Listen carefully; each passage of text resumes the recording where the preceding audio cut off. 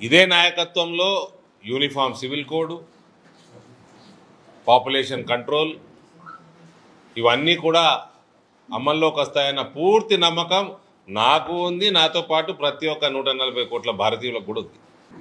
కాశీలో ఏ రకంగా గుడిని ధ్వంసం చేసి అక్కడ కూడా మస్జిద్ కట్టినట్టు ఇవాళ కోర్టులలో కూడా రుజువు అవుతా ఉంది. నరేంద్ర మోడీ గారి నాయకత్వంలో ఏ దేశాల నుంచి రాజులు వచ్చి మొఘలులు కానీ ఇతర ఇస్లాంకి సంబంధించిన దండయాత్రలు చేసి మన భారతదేశం మీద మన సంస్కృతి సాంప్రదాయాలు మన గుడులని ధ్వంసం చేసిన ఒక 100 సంవత్సరాల క్రితం సంఘటనలు మనకు అనేకం. ఇవాళ అటువంటి దేశాలలోనే కళ్ళు జిగేలుమనేటట్టు మందిరాలు కడతా ఉన్నారు. అటువంటి ఒక మందిర ప్రారంభోత్సవానికి అతి త్వరలో నరేంద్ర మోడీ గారు ఆ దేశానికి కూడా వెళ్తూ ఉన్నారు. ఆ కార్యక్రమంలో పాల్గొనడానికి అబుదాబికి వెళ్తూ ఉన్నారు వచ్చే నెల. కాబట్టి నరేంద్ర మోడీ గారి యొక్క నాయకత్వం యొక్క ఇంపాక్ట్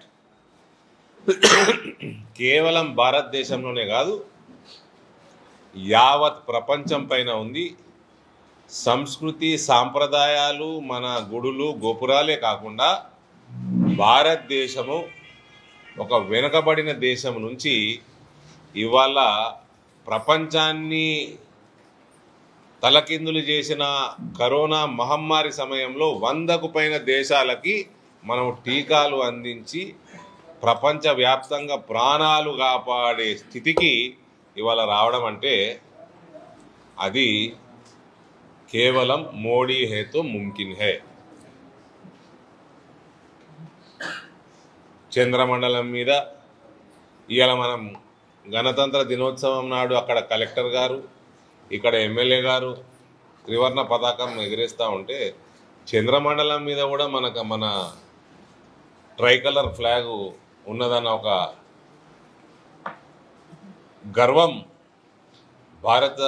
భారతీయుడిగా ఒక గర్వం ఫీలింగ్ మనకు రావడానికి నరేంద్ర మోడీ గారి నాయకత్వం కారణం.